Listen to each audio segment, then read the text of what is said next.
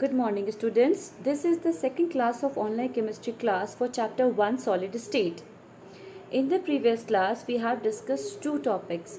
First, characteristics of the solid, and second, the different types of the solids, that is amorphous and crystalline solids, and the differentiation between these two.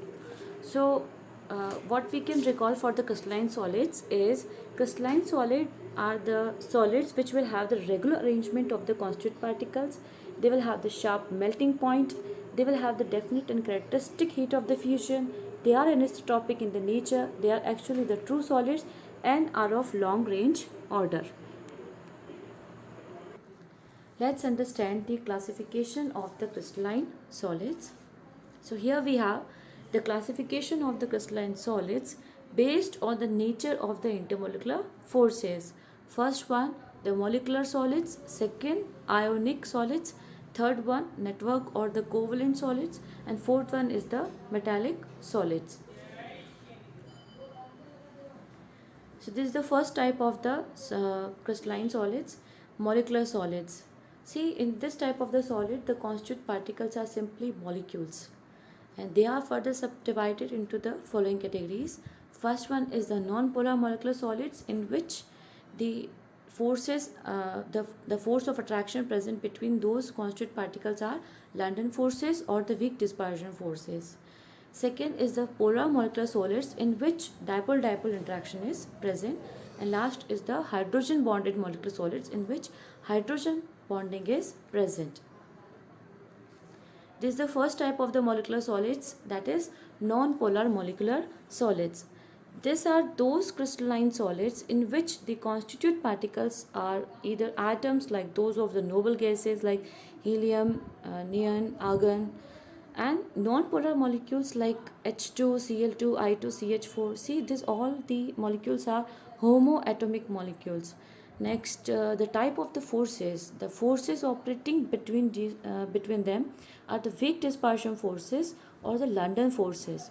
It's a type of the van der Waals forces. You must have studied in class 11th. You may remember that the type of the London forces, they are actually the momentary dipole induced dipole. See the other characteristics. The solids are soft because of the weak attraction forces. They have the low melting point and the boiling point. They are the insulators, that is non-conductor of the electricity, as no ions are present in them. And due to the weak forces, see, this is very important. Due to the weak forces, they are usually gases at the room temperature and the ordinary pressure. The examples are carbon dioxide. You know about the structure. It's CO2, that is linear. Now about the CCl4. Here the carbon is sp3 hybridized. It's tetrahedral in geometry. Now what you know about the CCl4? Here the chlorine is more electronegative than the carbon.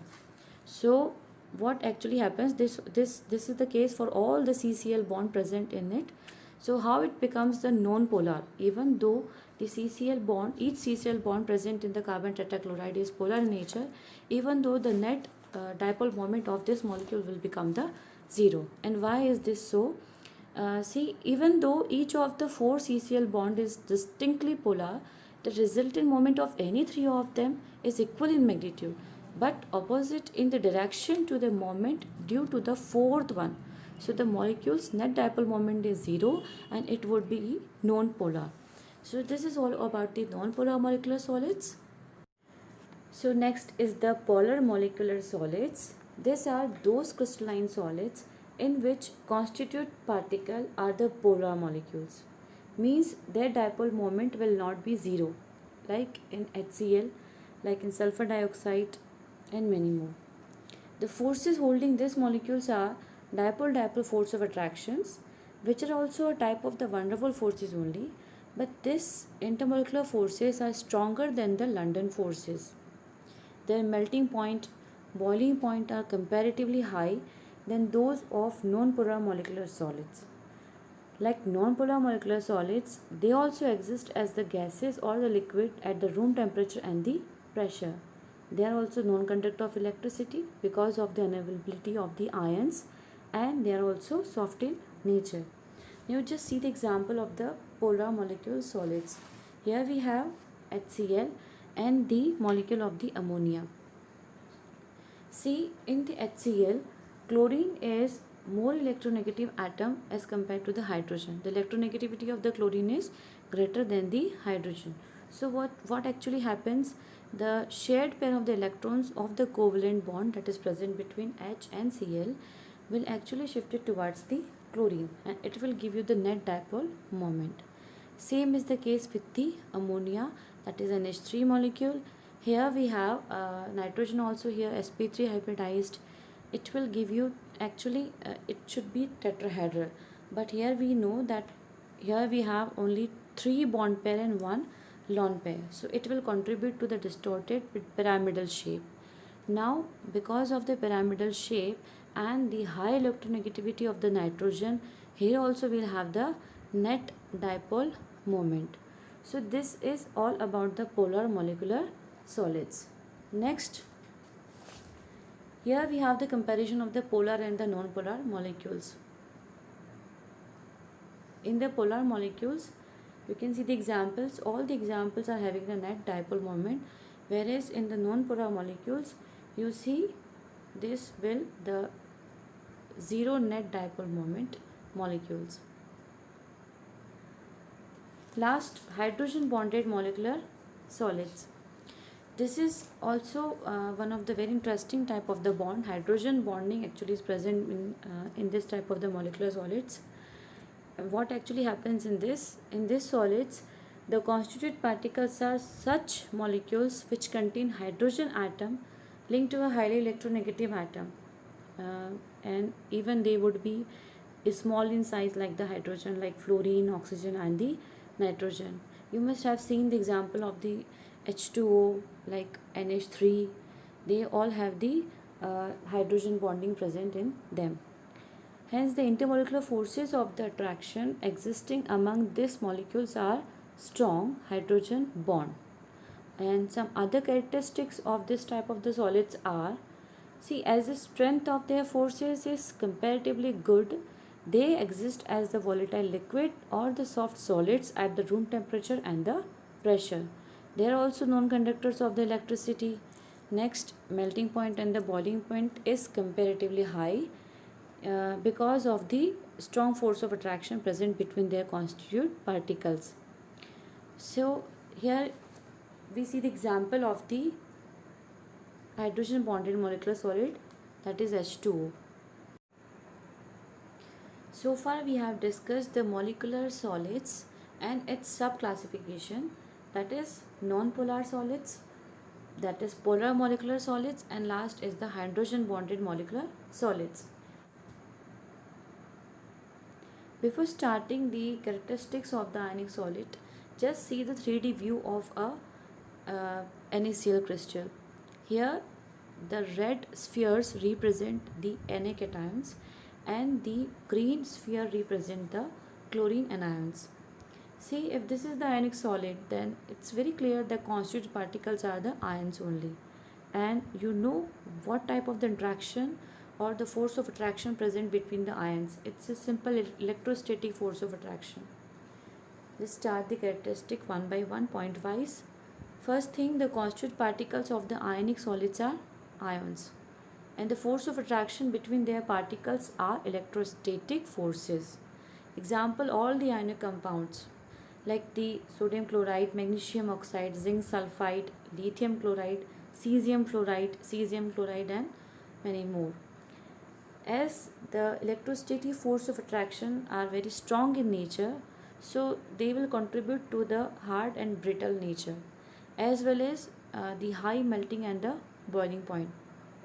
Now about the solubility. We all know that like dissolves like and unlike dissolves unlike, as they are polar in nature. This Na positive and Cl negative in a NaCl compound, they are polar in nature, so they would be soluble in the polar solvent and insoluble in the non-polar solvents.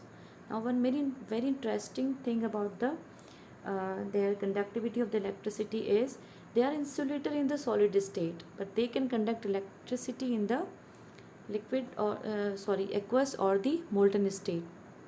This you have already studied in class 10th in chapter 3 of the chemistry. Actually, what happens in the solid state, there are no free ions in the solid state. And when you dissolve any ionic compound in the water, when it is in the aqueous solution or it is in the molten state, then the free ions availability is there. So, in that case, it would conduct electricity. These are some examples of the ionic compounds: lithium chloride and sodium chloride. We have already discussed about the sodium chloride and the same type of the arrangement or the regular arrangement of the lithium chloride crystal. Next is the metallic solids. In the case of the metal, the constituent particles are positively charged metal ions and the free electrons. These are produced from the metal atom because metal atoms have very low ionization energy and can easily lose their valence electrons to leave behind the positively charged ions. Now, one more thing, why they are called the sea of the free electrons also. See, these electrons can easily flow throughout the metal crystal like the water in the sea. Hence, we can call it a sea of the free electrons. Now, about the characteristics, what we can say, they possess high electrical and the thermal conductivity. Why this is so? Because on applying the electric current, this electron starts flowing towards the positively charged electrodes.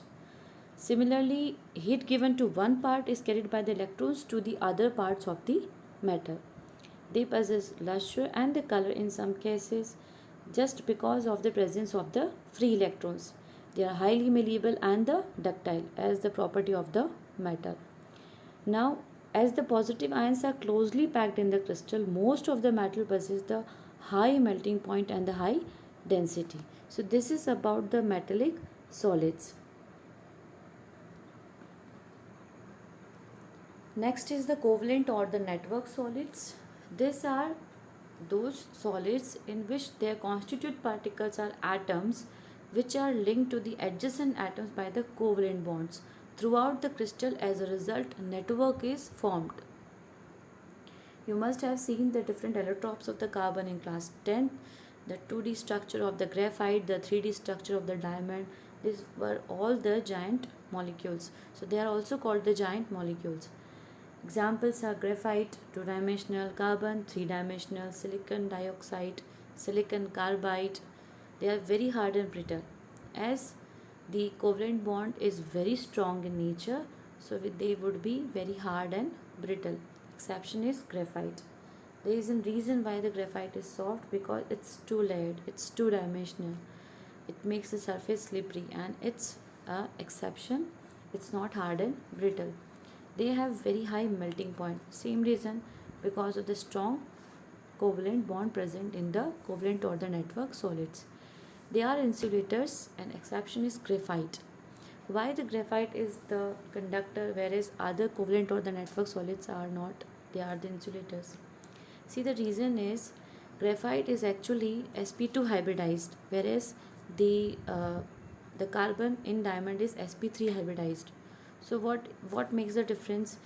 Due to the sp2 hybridization in the graphite, it will have a delocalized electron to conduct the electricity, whereas in the carbon it is sp3 hybridized, it do not have any delocalized electron, so it will not conduct electricity. Now you can see the structure of the diamond, it's 3-dimensional, and structure of the graphite, it's 2-dimensional. So between the two layers, it's a weak binding forces, and the covalent bond are present between the carbon to carbon. So this is all about the covalent or the network solids. These are some more examples of covalent or the network solids. It's diamond, silicon dioxide, silicon carbide, and graphite. It's very clear view that graphite is two-dimensional in structure. Next, the last slide, that is the home assignment. Hope you have completed the home assignment I have given you in the previous class. You just update yourself after every class, because it's very important to be updated and to complete your home assignment on time, because we know the situation, we know it very well that we are not going to have the enough time to complete our syllabus. Now let's start the NCERT in-text questions. Classify the following solids in different categories based on the nature of the intermolecular forces operating in them. Potassium sulfate, tin, benzene, urea, ammonia, water, zinc sulfide, graphite, rubidium, argon, silicon carbide. So answer is potassium sulfate, it's ionic, tin, it's metallic, benzene, non-polar molecular, urea, polar molecular, ammonia, hydrogen bonded molecular, then water, hydrogen bonded molecular, zinc sulfide, ionic, graphite, covalent or network, rubidium, metallic, argon, it's a noble gas, so molecular non-polar, silicon carbide, just now we have completed covalent or the network solids. Next question 1.7. Solid A is very hard electrical insulator in solid as well as the molten state and melts at extremely high temperature. And what type of solid is it? It's very hard plus electrical insulator in the solid as well as in the molten state, and it's at extremely high temperature. It will melt, means the type of the force of attraction are very strong, that is covalent bond. So that's why the answer would be covalent network solid, and like SiO2 quartz or silicon carbide or the carbon in diamond. Next question 1.8. Ionic solids conduct electricity in the molten state but not in the solid state. Explain why. Just now we have discussed that the ionic solids, they are soluble in the polar solvent. So when you dissolve them in the water, they will give the aqueous solution, and the free ions would be liberated. The ions would be liberated in the solution, which is responsible for the conduction of the electricity. Whereas in the solid state, there would be no free ions and they would not conduct electricity. Next, question number 1.9. What type of the solids are electrical conductors, malleable and ductile? It's metallic. So, complete your home assignment, get the screenshot of the notes and copy it down in your notebook. Thank you.